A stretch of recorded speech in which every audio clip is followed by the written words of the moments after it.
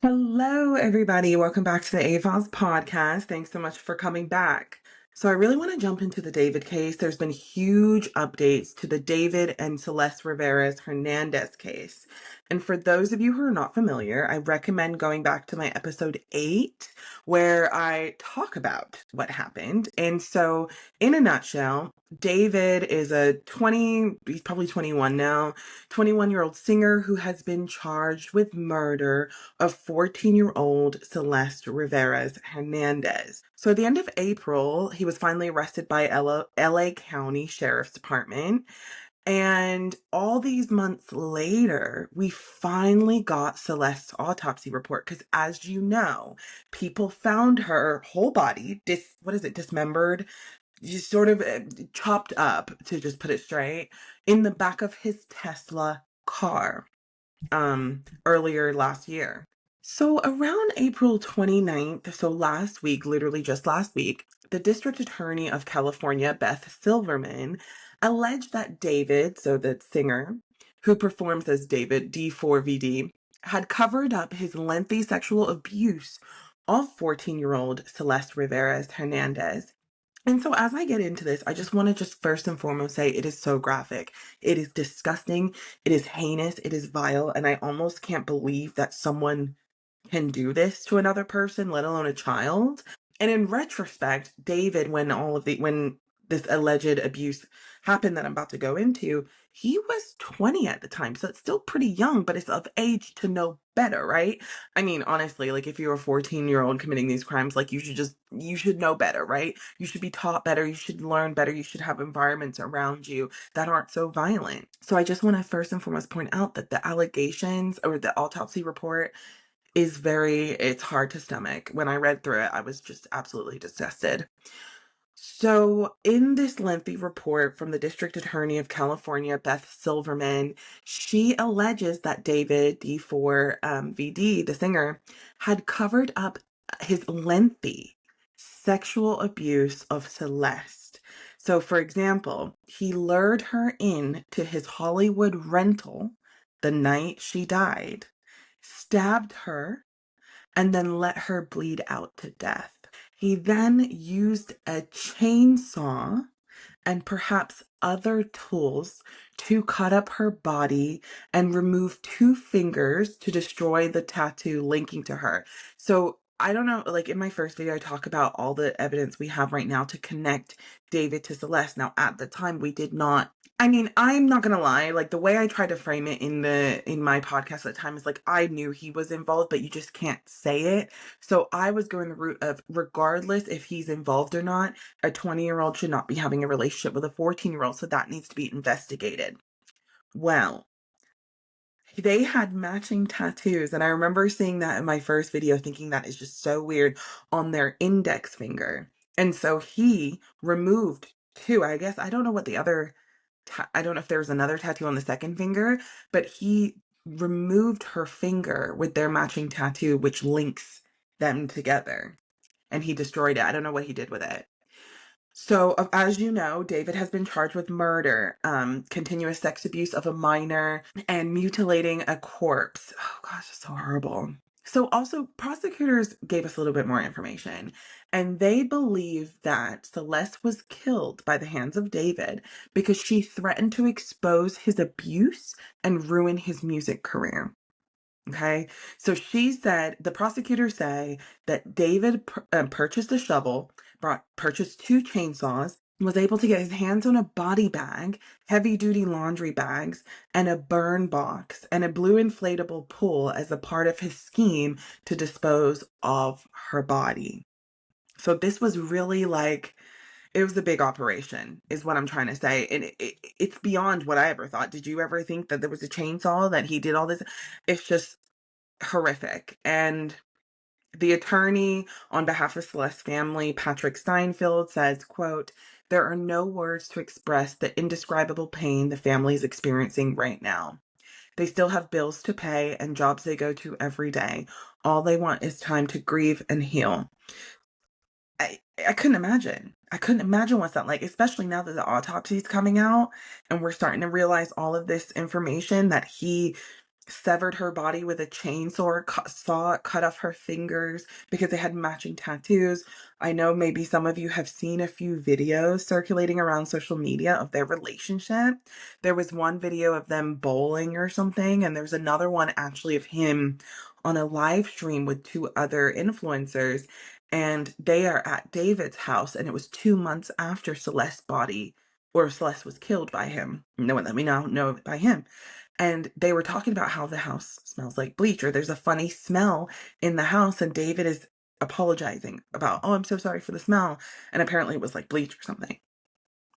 So when you think about it, if they were at his Hollywood home, that might make a lot of sense. And I don't know, I watch a lot of true crime, and I would imagine that getting out blood stains, because blood really smells, and like corpse too, right? Because they always have like corpse have a certain smell. I don't know if what that is. Is it just like all your organs shutting down and it just smells? I don't know. Be interested. I'll look that up later. But either way, the family is finding it out in real time, like us, and yeah, they haven't healed. They haven't grieved, and it's just so horrific. They don't even want to speak publicly. I don't think. I think they really just want to be on their own and just really. What do you do? What do you do in this situation? I couldn't. It's just horrific. So the prosecutors, just going back to the story, they created a whole 9-page brief detailing the abusive relationship between David and Celeste, and that they allegedly started when she was 11 years old. 11 years old, and then ended in April 2025 when her body was found. In the days after Celeste's death, David used an inflatable pool to contain her body. And the singer dismembered her remains in his garage, according to the prosecutors. Obviously, he somehow used the pool, moved her body, put her body in those bags, those big laundry heavy duty bags, and then her decomposed body was found in the back of or in the Tesla trunk. I guess it's actually in the front, but in the trunk of his Tesla at a Hollywood tow yard back in September of 2025 is when I first reported. I think I talked about it on the 18th is what it said. So, giving a bit more color, on the night that Celeste was killed and murdered by the hand of David, the two got into a lengthy argument the night before, with Hernandez, Celeste expressing jealousy over David's relationship with other women. She's such a kid. And she threatened to disclose the damning information on him and their relationship to end his career and life. So on the night that Celeste was killed, according to the court filings, the police believe David ordered an Uber to bring her from her home, somewhere in California. It was in Lake something or other, to his Hollywood home around 8:40 p.m. The autopsy report that was made public revealed that Celeste died from a pair of stab wounds, multiple stab wounds. So also just about like the fingers, from what I remember, she actually had his name, right? I believe one of the tattoos actually had his name on her finger. So of course, as you know, David tries to maintain his innocence. The information they got is damning, by the way. But his lawyer insists that her client did not kill Celeste. And there will be a hearing on May 26th with all the evidence involved, and everything will start to kick off. The trial will start to kick off then. Yeah, I don't know. Another thing is there were rumors that she may have been pregnant, and that was probably and the rumor was that that was one of the reasons he may have killed her. But an update of the death certificate for Celeste said that according to ABC7, the says it's unclear whether the teen was pregnant at the time or within the year before she died. Yeah, and also prosecutors, by the way, said they found text messages when Celeste was 13 and he was 18. And there were text messages about teen pregnancy or sex, pregnancy, abortions, and all that stuff. So that's why I think people were curious to see if that was one of the reasons. It's just a really, really sick and disgusting case. It is.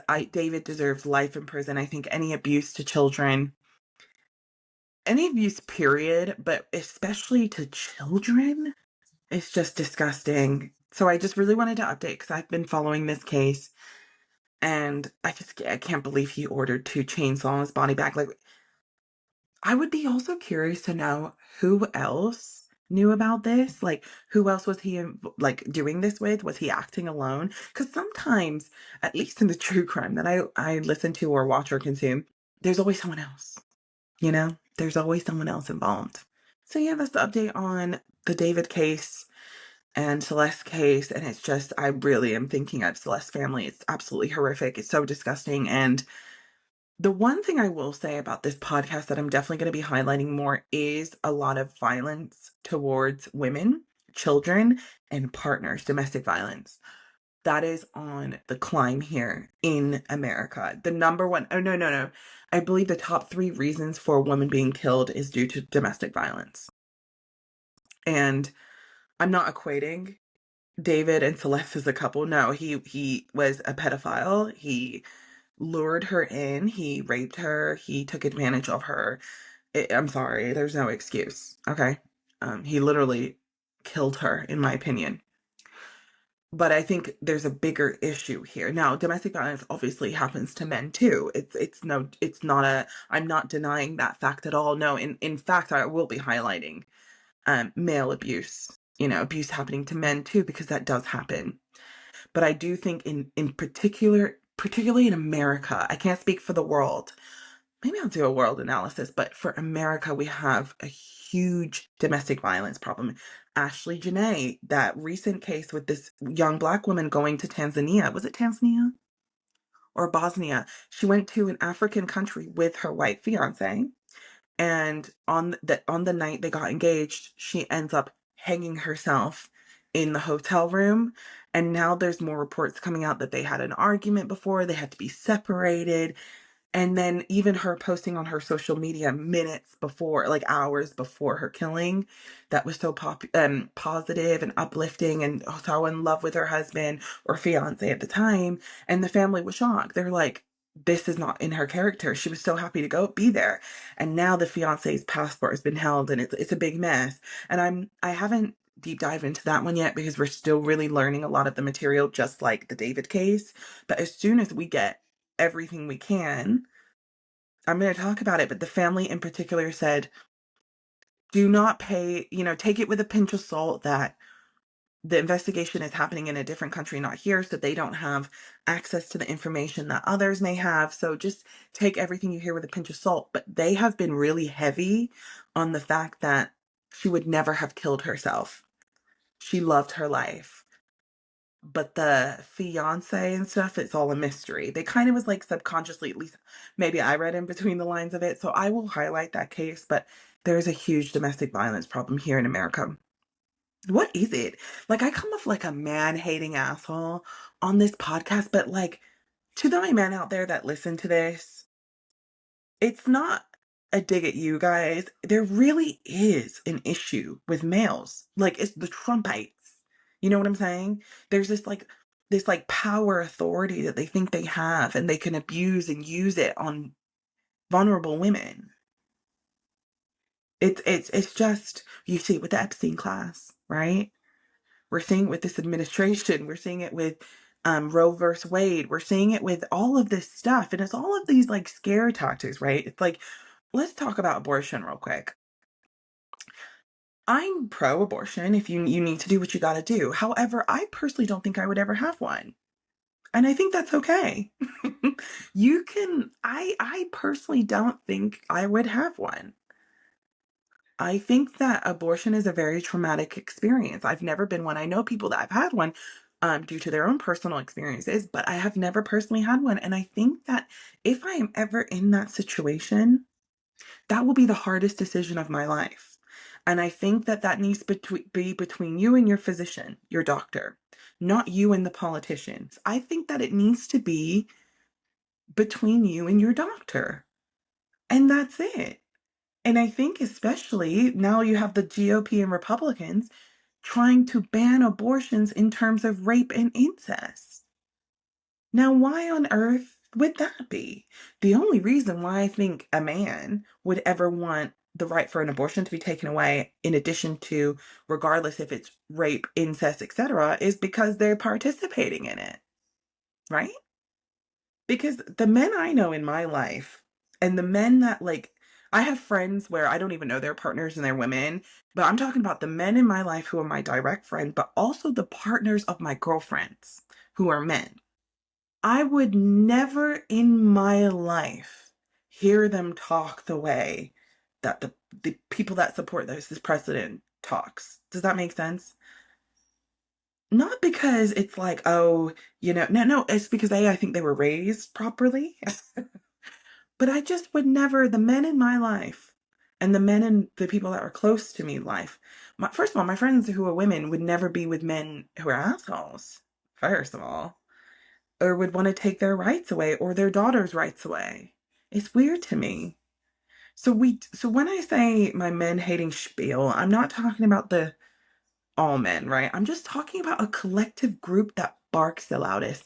And maybe that's the issue. Maybe we need to see more of the men that aren't barking the loudest. And I know sometimes you're like, well, you don't always have to be the most outspoken, but actually, in this era, we do need some outspoken, out there voices talking against this regime, against this manosphere, Andrew Tate bullshit. It's sick. It's sick. So, shout out to all of the men out there. First of all, if you're a man listening to this, shout out to you. I love that, by the way, because I would like never. I went on my Spotify. What's that? I went on my Spotify analytics the other day, and I was just like, I'm really curious where everyone's from. Shout out to Indonesia, by the way. I don't know what's going on, but I have quite a few people listening from Indonesia. Maybe I'm gonna look at the politics over there and see what's going on. But I had the majority of my audience, like 80% women, but there was like 20% or like 15% men and like 5% unknown. I was like, who's the 15%?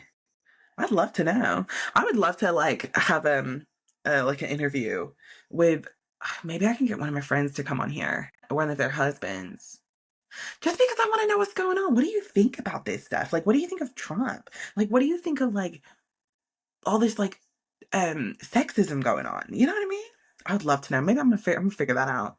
Maybe I'll have my dad come on because my dad was actually I don't think I can have him come on. He's a bit unhinged. Yeah. All right. Well, thanks for listening, and I'll be back for more later. Bye.